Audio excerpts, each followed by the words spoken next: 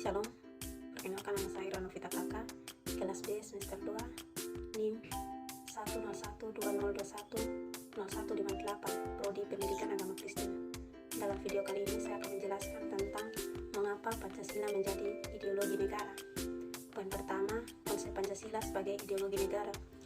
Ideologi berasal dari kata idea yang artinya gagasan, konsep, pengertian dasar, cita-cita, dan logos yang berarti ilmu. Ideologi secara etimologis artinya ilmu tentang ide-ide. Pemikir Indonesia yang mendefinisikan ideologi sebagai berikut. Yang pertama, Sastra Pratedja. Ideologi adalah seperangkat gagasan atau pemikiran yang berorientasi pada tindakan dan diorganisir menjadi suatu sistem yang teratur. Yang kedua, Suharjanto. Ideologi adalah hasil refleksi manusia berkat kemampuannya menjaga jarak dengan dunia kehidupannya. Yang ketiga, Bubyarto. Ideologi adalah sejumlah doktrin, kepercayaan, dan simbol-simbol sekelompok masyarakat atau suatu bangsa yang menjadi pegangan dan pedoman kerja.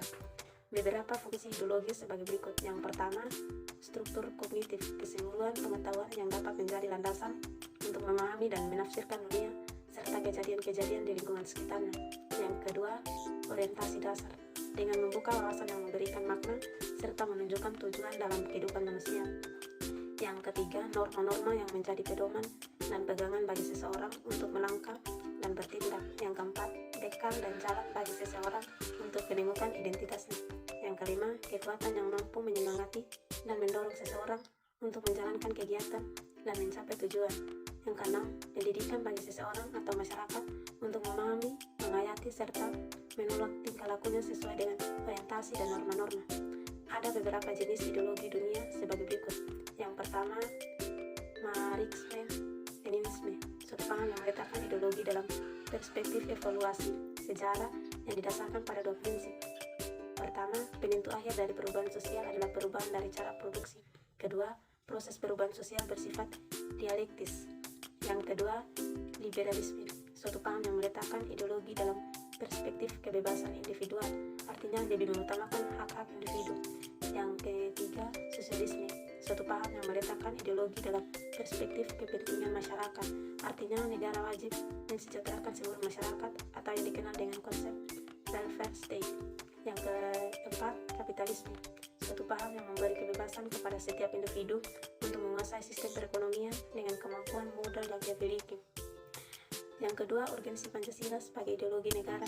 Salah satu tantangan yang paling dominan dewasa ini adalah globalisasi.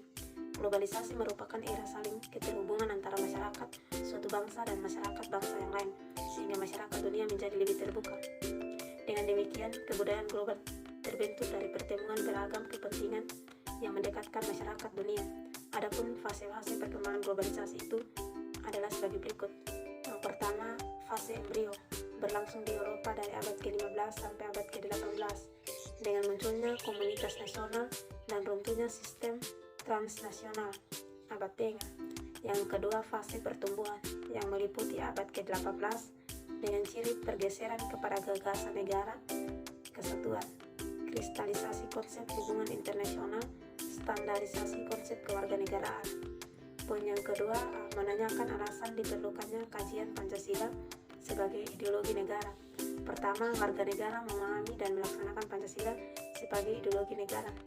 Unsur-unsur yang mempengaruhi ideologi Pancasila sebagai berikut. Yang pertama, unsur etisme yang terdapat dalam ideologi Marxisme atau komunisme, bertentangan dengan sila ketuhanan yang Maha Esa. Yang kedua, unsur individualisme. Dalam liberalisme tidak sesuai dengan prinsip nilai gotong royong dalam sila keadilan sosial bagi seluruh rakyat Indonesia. Yang ketiga, kapitalisme yang memberikan kebebasan individu untuk menguasai sistem perekonomian negara tidak sesuai dengan prinsip ekonomi kerakyatan. Salah satu dampak yang dirasakan dari kapitalisme ialah munculnya gaya hidup konsumtif.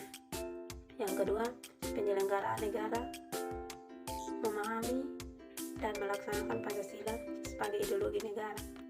Penyelenggara negara merupakan kunci penting bagi sistem pemerintahan yang bersih dan berwibawa, sehingga aparatur negara juga harus memahami dan melaksanakan Pancasila sebagai ideologi negara secara konsisten. Magnus Suseno menegaskan bahwa pelaksanaan ideologi Pancasila bagi penyelenggara negara merupakan suatu orientasi kehidupan konstitusional. Artinya, ideologi Pancasila dijabarkan ke dalam berbagai peraturan perundang-undangan. Ada beberapa unsur penting dalam kedudukan Pancasila sebagai orientasi kehidupan konstitusional. Yang pertama, kesediaan untuk saling menghargai dalam kekhasan masing-masing. Yang kedua, aktualisasi 5 sila Pancasila. Poin yang ketiga, menggali sumber historis, sosiologis, politis tentang Pancasila sebagai ideologi negara. Yang pertama, sumber historis. Pancasila sebagai ideologi negara. Pertama, Pancasila sebagai ideologi negara dalam masa pemerintahan Presiden Soekarno. Pada masa pemerintahan Presiden Soekarno, Pancasila ditegaskan sebagai pemersatu bangsa. Penegasan ini dikumandangkan oleh Soekarno dalam berbagai pidato politiknya dalam kurun waktu 1945 sampai dengan 1960. Namun seiring dengan perjalanan waktu, pada kurun waktu 1960 sampai 1965, Soekarno lebih mementingkan konsep nasionalisme, agama, dan komunisme sebagai landasan politik bagi bangsa Indonesia. Yang kedua, sumber sosiologis Pancasila sebagai ideologi negara. Unsur-unsur sosiologi yang membentuk Pancasila sebagai ideologi negara meliputi hal-hal sebagai berikut. Yang pertama, sila ketuhanan yang Maha Esa dapat ditemukan dalam kehidupan beragama masyarakat Indonesia dalam berbagai bentuk kepercayaan dan keyakinan terhadap adanya kekuatan gaib. Yang kedua, sila kemanusiaan yang adil dan beradab dapat ditemukan dalam hal saling menghargai dan menghormati hak-hak orang lain, tidak bersikap sewenang-wenang. Yang ketiga, sila persatuan Indonesia dapat ditemukan dalam bentuk solidaritas, rasa setia kawan, rasa cinta tanah air yang berwujud pada mencintai produk dalam negeri. Yang keempat, sila kerakyatan yang dipimpin oleh hikmat kebijaksanaan dalam permusyawaratan perwakilan dapat ditemukan dalam bentuk menghargai pendapat orang lain, semangat musyawarah dalam mengambil keputusan. Yang kelima, sila keadilan sosial bagi seluruh rakyat Indonesia tercermin dalam sikap suka menolong, menjalankan gaya hidup sederhana, tidak mengolok atau berlebihan.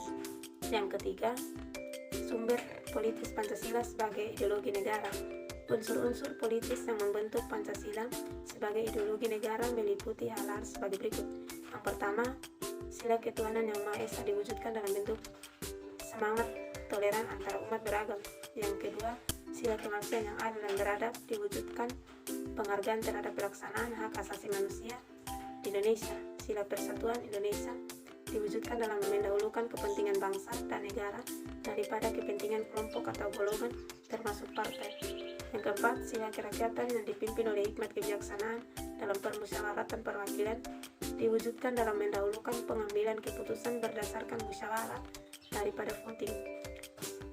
Yang kelima, sila keadilan sosial bagi seluruh rakyat Indonesia diwujudkan dalam bentuk tidak menyalahgunakan kekuasaan abuse of power untuk memperkaya diri atau kelompok, karena penyalahgunaan kekuasaan itulah yang menjadi faktor pemicu terjadinya korupsi. Poin yang keempat, membangun argumen tentang dinamika dan tantangan Pancasila sebagai ideologi negara. Yang pertama, argumen tentang dinamika Pancasila sebagai ideologi negara dinamika. Pancasila sebagai ideologi negara dalam sejarah bangsa Indonesia memperlihatkan adanya pasang surut dalam pelaksanaan nilai-nilai Pancasila. Pancasila sebagai ideologi dalam masa pemerintahan Presiden Soeharto diletakkan pada kedudukan yang sangat kuat melalui TAP MPR nomor 2 tahun 1978 tentang kemasyarakatan P4. Yang kedua, argumen tentang tantangan terhadap Pancasila sebagai ideologi negara. Unsur-unsur yang mempengaruhi tantangan terhadap Pancasila sebagai ideologi negara meliputi faktor eksternal dan internal. Poin yang kelima, mendeskripsikan esensi dan urgensi Pancasila sebagai ideologi negara. Yang pertama, hakikat Pancasila sebagai ideologi negara memiliki 3 dimensi sebagai berikut. Yang pertama, dimensi realitas. Yang kedua, dimensi idealitas. Yang ketiga, dimensi fleksibilitas. Yang kedua, urgensi Pancasila sebagai ideologi negara. Pertama, ideologi negara sebagai penuntun warga negara, artinya setiap perilaku warga negara harus didasarkan pada preskripsi moral. Yang kedua, ideologi negara sebagai penolakan terhadap nilai-nilai yang tidak sesuai dengan sila-sila Pancasila.